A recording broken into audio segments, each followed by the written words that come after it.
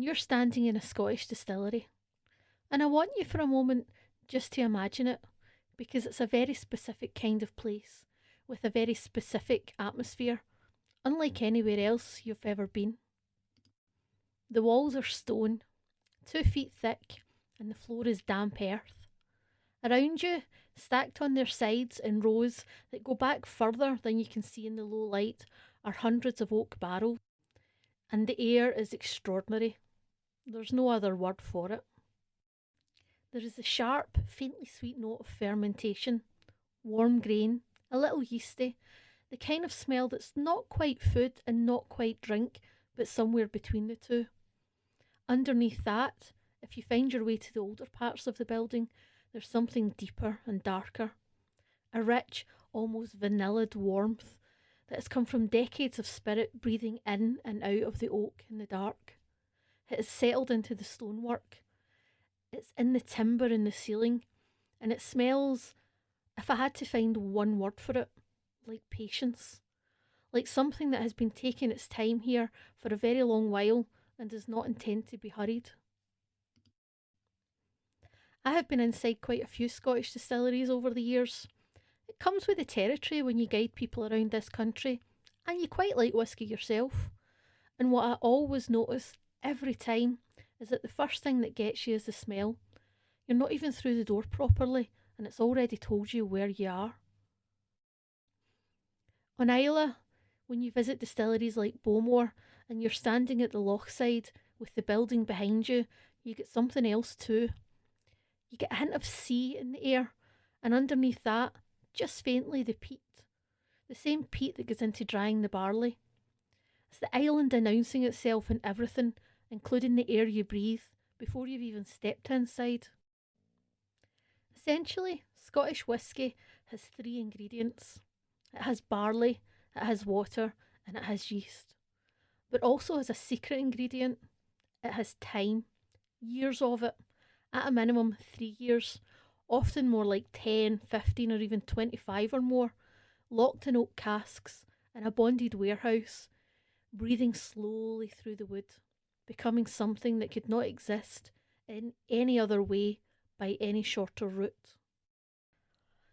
Every year, 2% of every cask evaporates. It just goes through the wood into the air. It's the tax you pay for time. Scotland loses millions of litres of maturing whisky to the air every single year. And distillers don't call it a loss. They call it the angel's share. And it's the price of doing it properly. I'm Leslie Kennedy. This is Everything Scotland, and today we're talking about whisky.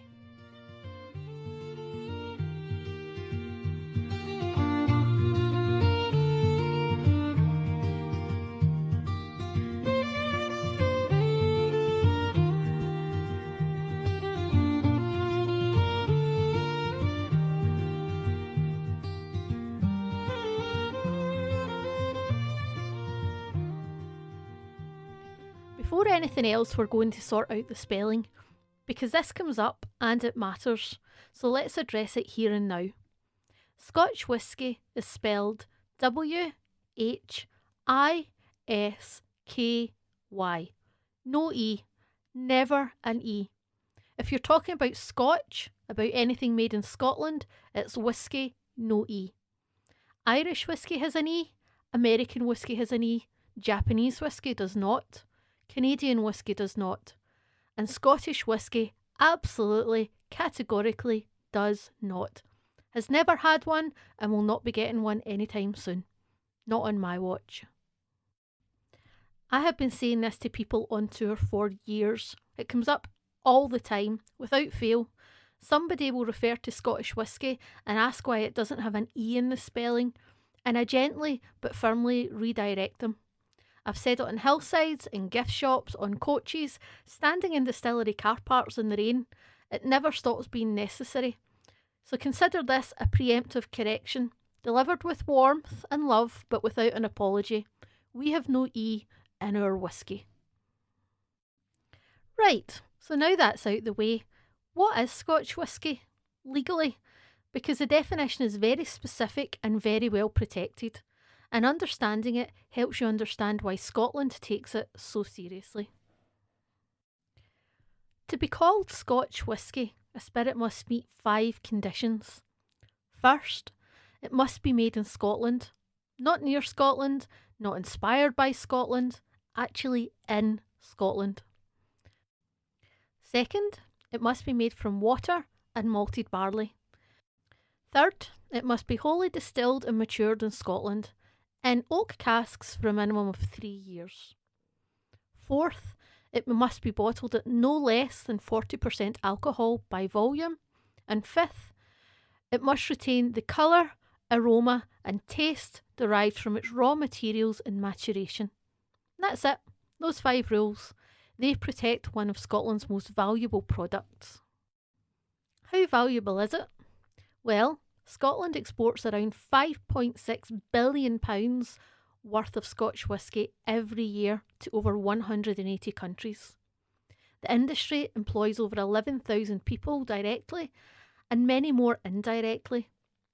Scotland produces roughly 40 bottles of Scotch per second. I genuinely find that staggering every time I see it. 40 bottles every second around the clock. The United States is the largest market by value. France drinks more bottles than any other single country. And Japan, which we'll come back to, has developed its own extraordinary whisky tradition, directly inspired by and modelled on Scotch. The history of Scotch goes back to at least 1494, when the first written records of Scotch appears in the Scottish Exchequer Rolls, basically the national accounts. The entry reads, 8 balls of malt to Friar John Core, wherewith to make aquavitae. Aquavitae, Latin literally meaning water of life. But here in Scotch Gaelic we would call it uscava, a phrase that over centuries of anglicisation became whisky, the water of life. There it is. Now, let's just go back for a minute to the monks, because this is one of those bits of history that I always enjoy telling people, because it involves the church doing something that the church probably was not intending to encourage. The earliest Scottish distillation was almost certainly done by monks in monasteries in the medieval period. They had learned the art of distillation, originally from Arabic scholars via the monastic networks of Europe, and were using it to produce medicines. Aquavitae, the water of life. It was genuinely medicinal, used for treating colds, pain, preserving herbs. The monks were the pharmacists of their age, and distillation was the pharmaceutical technique. At some point, and history does not record exactly when, but I suspect it was fairly quickly, someone tasted the aquavitae purely for pleasure and realised it was also rather good. The medicinal justification remained useful for a while. Eventually it became unnecessary. Scotland had discovered whisky, and no further excuse was required. Let me walk you through how a single malt Scotch whisky is made. I want to do this properly because once you understand the process, once you can picture it, every bottle you ever open means something different. You're not just drinking a drink, you're enjoying a process. It starts with barley. Scottish barley usually. The cooler climate produces barley with particular characteristics that distillers value. The barley is soaked in water and allowed to germinate, to start sprouting for several days. This activates the enzymes that will later convert starch into sugar. Then the germination is stopped by drying the barley with heat.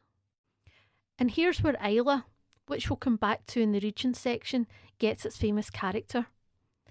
If you dry the barley over burning peat, the compressed ancient vegetation of the Scottish bogs, the smoke from that peat penetrates the grain as it dries.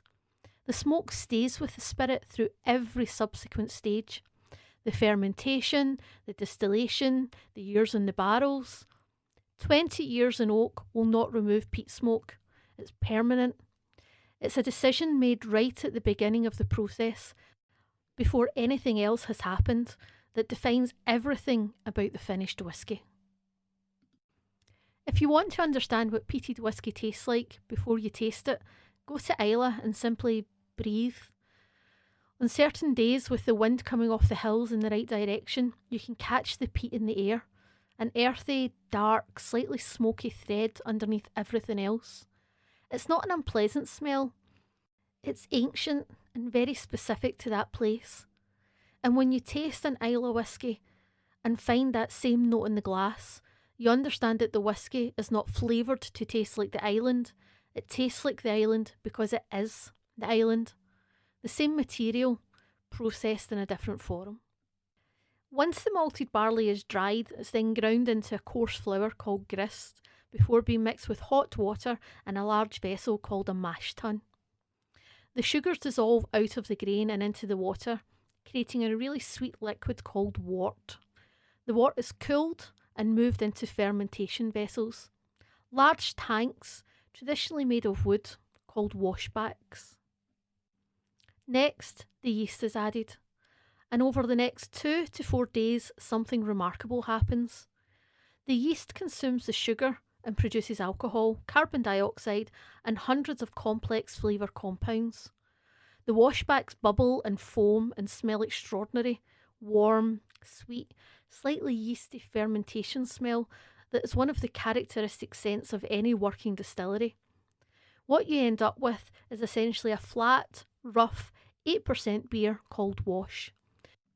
It does not taste good on its own, but it is the raw material for something that will taste exceptional. Then comes distillation, and this is where the magic happens, and also where the most beautiful objects in the whisky industry live, the copper pot still. If you have ever been in a Scottish distillery, you will have seen the pot stills.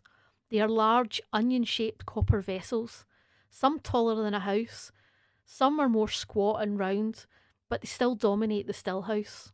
They are beautiful objects, and the shape of them matters enormously because the shape determines the character of the spirit. A tall, slender still produces lighter, more delicate spirit. The vapour has further to travel, and the heavier compounds fall back and are redistilled. A short, squat still produces heavier, richer spirit. Distilleries guard their still shapes obsessively. When a still wears out, because copper doesn't last forever, the replacement is made to the exact same dimensions, dents and all, because a changed still means a changed whisky, and nobody wants that. The first time you stand next to a working pot still, you're surprised by the scale of it. You know intellectually that they are large, you've seen the photographs, but photographs do not give you the warmth radiating off the copper, or the low vibration you can feel if you put your hand near the surface, or the way the light catches the curves of it. Copper is a beautiful material in its own right, and pot stills, these great bulging onion shapes with their long curved necks, are genuinely beautiful objects. They look like they belong in a museum, and they look like they belong in a factory. That combination is part of what makes distilleries such a satisfying place to visit. At Ardnahoe in Islay, the stills are spectacular. The still house is designed so that you can see the paps of Jura through the window while you're looking at the copper, which is either very good interior design or a very happy accident. Either way, the effect is breathtaking. At the end of fermentation, the wash is distilled twice. Through the wash still first, then the spirit still. The result is a clear liquid, around 65% alcohol. New make spirit. It has no colour whatsoever. If you tasted it, and some distilleries will let you, you can already detect the character of the finished whisky underneath the raw alcohol. The DNA is there from the very beginning. And then the new make spirit goes into oak casks. And then it's just time. But before we go any further into the casks and the maturation, this is the right moment to explain the difference between the two main types of Scotch whisky you will encounter, because it matters and it's not complicated. And once you understand it, you will never be confused in a whisky shop again. A single malt Scotch whisky is made from malted barley at a single distillery using pot stills. That is what we have been talking about for this entire section. The word single does not mean it is made from one single cask or a single batch. It means it comes from one distillery. Glenfiddich is a single malt.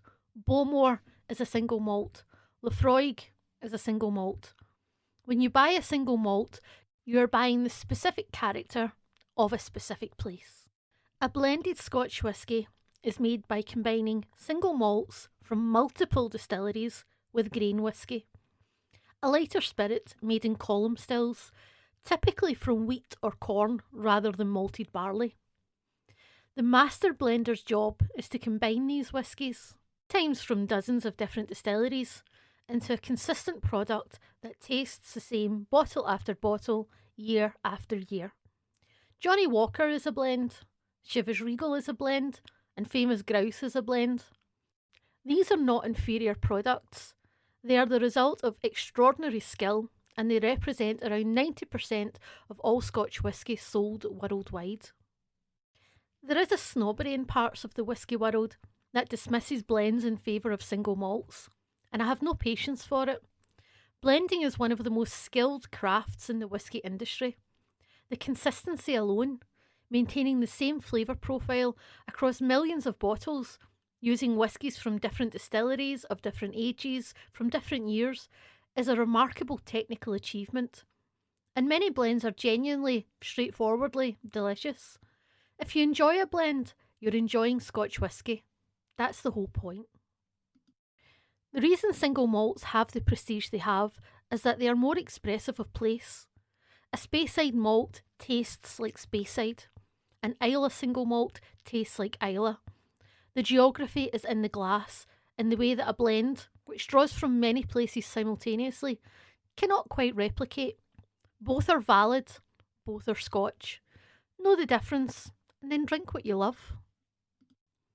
The legal minimum is 3 years, but most quality single malts are at least 10, 12, 15, 18, some much longer.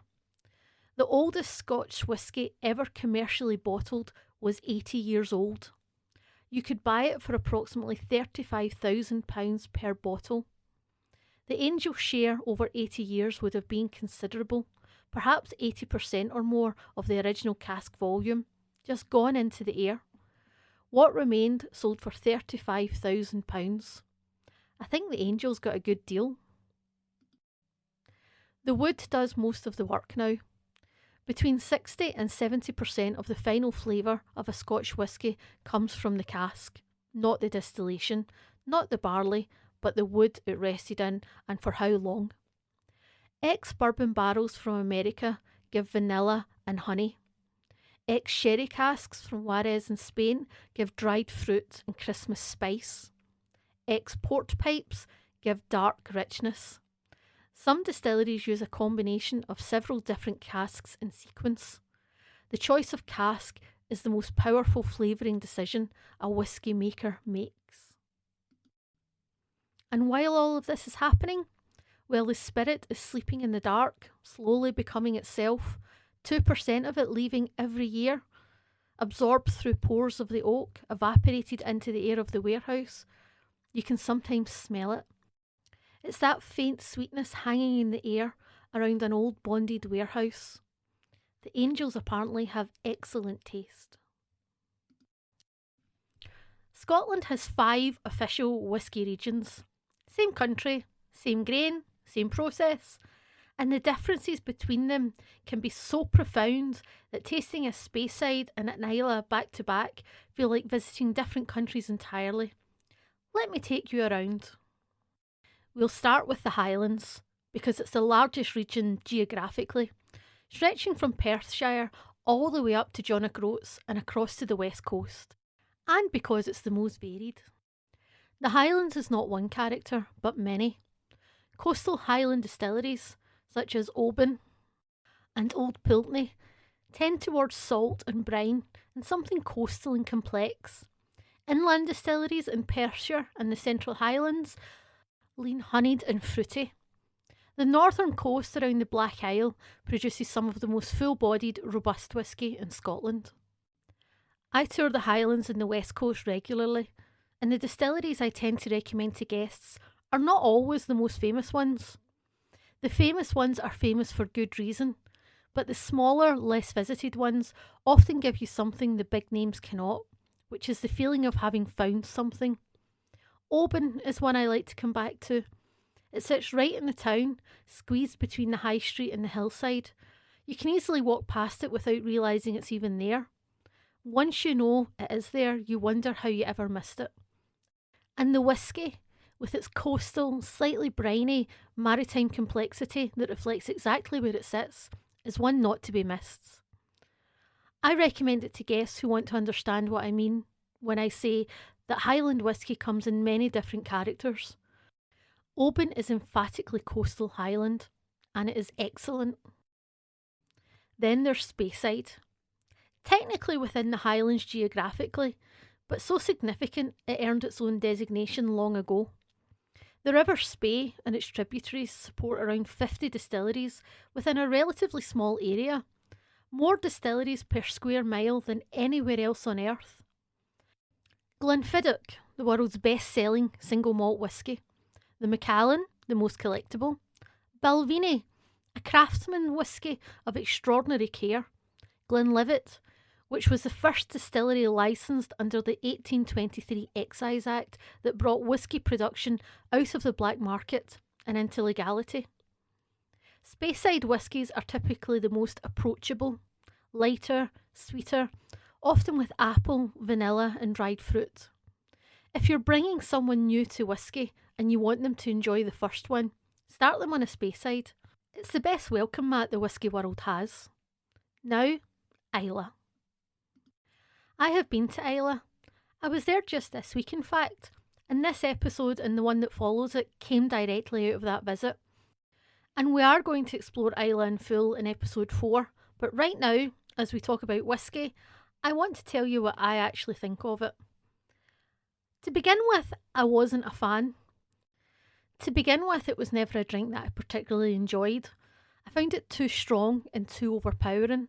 But over time, and the more I've come to learn about it and have tasted different whiskies from different regions, I have to be honest, I love it. And I want to be completely honest with you, rather than giving you the balanced guide answer of, well, some people find it a challenge at first. Yes, some people do. I was one of them. But now, I do enjoy it. The peat, the brine, the sea air in the glass, all of it. Standing on that island and drinking a whisky made on that island is one of those experiences where the drink and the place collapse into each other and become the same thing. The whisky tastes of exactly where you're standing. You cannot ask more of a drink than that. I visited Bowmore, Bunnahabhain and Ardenhoe on this trip. We tried to get to Killila too, but it was closed. And we had one of the best distillery tours I can remember at Ardenhoe. More about that in the next episode. But what I want to say here is that Islay distilleries are not interchangeable. Each one has a distinct character that comes from its specific location on the island. Bowmore on the loch side is different from Bunnahabhain on the northeastern coast looking at Jura. Different water, different air, different people, different history. 9 distilleries, 9 very different drams, all of them unmistakably Islay. If you've never tried Islay whisky and you are curious, try the Bowmore 12 first. It is peated, yes, but is the most approachable of the Islay whiskies, rounded and slightly sweet alongside the smoke. It's Islay's welcome mat. Once you've had it and understood what is happening in the glass, you can go wherever you like from there. Islay is a small island off the southwest coast of Scotland. You take the ferry from Kennacraig on the Kintyre Peninsula, about 2.5 hours across the water. The island is home to approximately 3,200 people and has 9 distilleries. 9. The concentration of whisky production relative to the population is extraordinary, and it produces some of the most distinctive, most divisive, most beloved Scotch in existence. Islay whiskies are famous for their peat. The peat on Islay is different from mainland peat. It carries the character of the island's coastal vegetation, of seaweed and sea air and millennia of compressed organic material specific to this particular island. When barley is dried over Isle of Peat, you get a whisky that tastes like a bonfire on a beach at midnight. Or, if you're less poetic about it, like TCP and seaweed. That's not an insult, it is a description. People who love Isla whisky love it with a devotion that borders on the religious. Lefroig, Ardbeg, Lagavulin, Bowmore, Bruichladdich, Killila. These names mean something to whisky people, the way certain football clubs mean something to football supporters. They produce fierce loyalties and heated arguments. They are not for everyone, but they are absolutely, uncompromisingly themselves, and there is something to be said for that. The Lowlands are the gentlest of Scotland's whisky regions, typically triple distilled, which produces a lighter, more delicate spirit. Floral, grassy, citrusy, the whisky equivalent of a spring morning. Once a prolific whisky producing region, the Lowlands fell into near extinction in the 20th century. They are now experiencing a wonderful revival. If you think you don't like whisky, try a Lowland first. They will change your mind. And finally, Campbelltown. Over 3,000 people at its Victorian peak, working in over 30 distilleries. It was the whisky capital of the world, but wars, economics and overproduction reduced it to almost nothing. 3 survive, and Springbank, which still does almost everything by hand, malts its own barley, has its own bottling line, makes its own labels, is one of the most revered distilleries in Scotland. Campbelltown whiskies are briny, complex, slightly rugged, and worth seeking out specifically because not enough people do. I want to spend a few minutes on the angel share because I think it's one of the most extraordinary concepts in Scottish culture. And it says something true about how Scotland relates to time and loss and the things that are worth waiting for. Every year, every cask in every bonded warehouse in Scotland loses around 2% of its contents to evaporation. The alcohol and the water vapour pass through the pores of the wood into the air. Across the entire Scotch whisky industry, this amounts to millions of litres per year. Hundreds of millions of pounds worth of product simply gone. The distilleries account for it, they price for it, they do not attempt to stop it, because the exchange, the spirit giving up moisture to the air while absorbing flavour, colour and complexity from the wood, is what makes the whisky.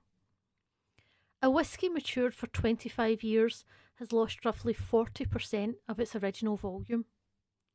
What remains is more concentrated, more complex, more itself, but also more expensive, which is why old whisky costs what it does. The loss is the making of it. I have stood in bonded warehouses, the long, low buildings where the casks sleep in the dark. And the thing that strikes you every time is the silence. There's no machinery noise, no hum of equipment, just rows of casks stretching back further than you can easily see. And the smell, which I described at the start of this episode, and which is unlike anything else. And the knowledge that settles over you gradually is that some of these casks have been here for longer than you've even been alive. I find it does something strange to your sense of time. You're used to moving through the world at your own pace, with your own sense of urgency. And here is a building full of things that are simply not interested in your urgency. The whisky will be ready when it is ready. It's been doing this since before you were born, and it will continue to do it after you have left. Standing in a warehouse, I always feel correctly sized, which is a good feeling actually, when you're used to the pace of modern life. The casks are patient. Spending a few minutes in their company is a useful reminder that patience is still possible. The oldest Scotch whisky ever commercially bottled was distilled in 1926 at the Macallan Distillery. It was bottled in 2019, 93 years in oak. A bottle sold at auction for £1.5 million for one bottle of whisky. The Angel's share of those 93 years would have been enormous, perhaps 80% or more of the original cask volume, gone to the air over nearly a century. What remained sold for £1.5 million. The Angels got an excellent deal, but so, arguably, did whoever opened that bottle. There is a 2012 film called The Angel's Share, a Ken Loach film set in Glasgow in the Highlands, funny and tender and worth every minute, which understands something true about whisky, that it is about patience, about putting something away, accepting the losses along the way, and trusting that what you get back is something you couldn't have had any other way. That is, I think, not a bad philosophy for more things than just whisky. Right, practical matters. You've heard about it, you want to try it, or you already drink it and want to understand it better. How do you actually approach Scotch whisky without either being intimidated or falling into the trap of thinking there's a right way that makes all other ways wrong? The honest answer is, however you enjoy it. The distilleries make whisky to be drunk, not to be performed over. That said, a few things will genuinely improve your experience, and I say this as someone who cares about the subject. My own preference? Well, since you asked, and I think you should ask, because a host who tells you how to drink whisky without telling you how they drink whisky is not being fully honest with you, and it's neat, or just with a few drops of water for something complex. I lean towards Speyside and Highland coastal whiskies. I'm not a big fan of the smoke, but I can be persuaded now and again. At home, I tend to reach for a Glengoyne or maybe a Tamnavulin. And I always try new whiskies neat first, because that is where it tells you, most honestly, what it is. So what are your options? Let's look at neat first. When you try a new whisky, taste it without anything added first. You don't have to love it. Some whiskies need a moment, but give it the chance to show you what it is before you change it. A few drops of water. This is not affectation, it genuinely works. A small amount of water, just a few drops, not a splash, reduces the alcohol slightly and allows the more volatile aromatic compounds to express themselves. The flavour opens up. Try it before you dismiss it. I have seen people who were convinced they didn't like a whisky taste it with water and completely change their view. Ice. Cold suppresses the flavour, so ice will mute a complex whisky. On a warm day with a lighter dram, 1 cube is completely fine. With an old, expensive, complex single malt, give it a chance neat first. The Glencairn glass.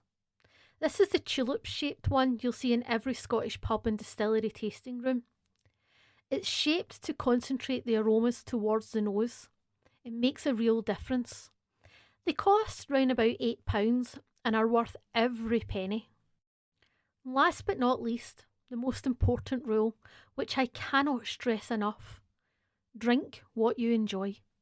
Not what sounds impressive, not what the person next to you is having. The whisky world has more than enough gatekeeping already. If you love a heavily peated Islay, brilliant. If you prefer a gentle Lowland, equally brilliant. The only failure state is not trying at all. If someone tells me they've never tried Scotch and asks where to begin, I always say the same thing. Start with a Speyside. Glenfiddich 12 or Balvenie Double Wood. Something light, slightly sweet, approachable. Get comfortable with the idea of drinking whisky before you throw an Islay peat monster at yourself. Once you have a good Speyside and enjoy it, you will understand what the fuss is about. And then you can go wherever curiosity takes you.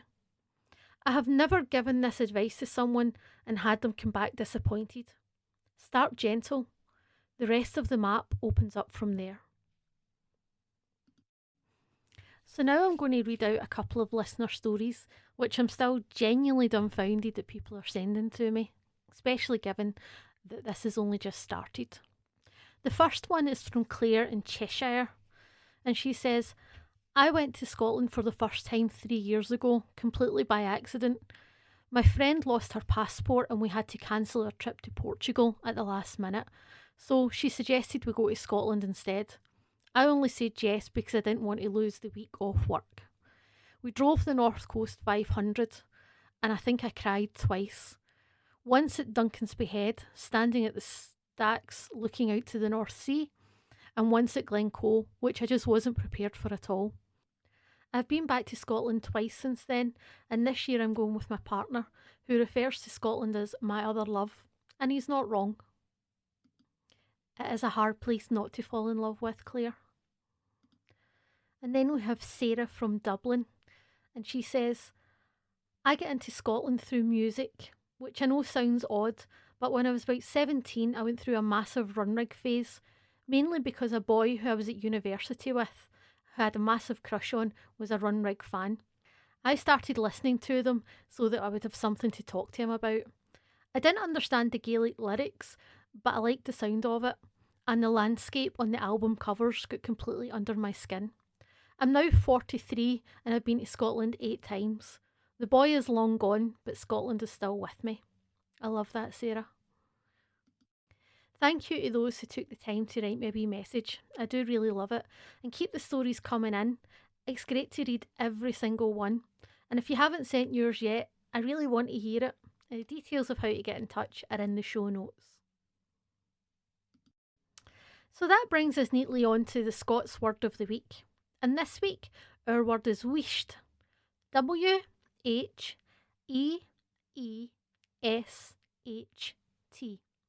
Wheesht. It means be quiet, hush, stop talking. The fuller phrase would be hod your wheesht or hold your wheesht, which means calm down and be quiet. It's not unkind, it is direct. Scotland, as you may have noticed by now, is not a country that wastes words telling you things diplomatically when it could just tell you directly. I have chosen it this week because it is, in many ways, the perfect word for a whisky distillery. The bonded warehouse where the casks sleep in the dark, that is a place of wheesht. No noise, no rushing, no impatience, just the slow, quiet work of time doing what time does. Hold your wheesht and let the whisky become itself. Next week on Everything Scotland, we're going to Islay. The ferry from Kennacraig, 9 working distilleries, the Feis Islay Festival, which this year marks its 40th anniversary, a parade through Port Ellen led by a pipe band, a committee in shell suits, distillery floats, and an afternoon tea that I was not expecting and I will not forget. I have just come back from this island and I cannot wait to tell you about it. It's a lot of fun and I can't wait. I'm Leslie Kennedy. This is Everything Scotland. Slán Jabá.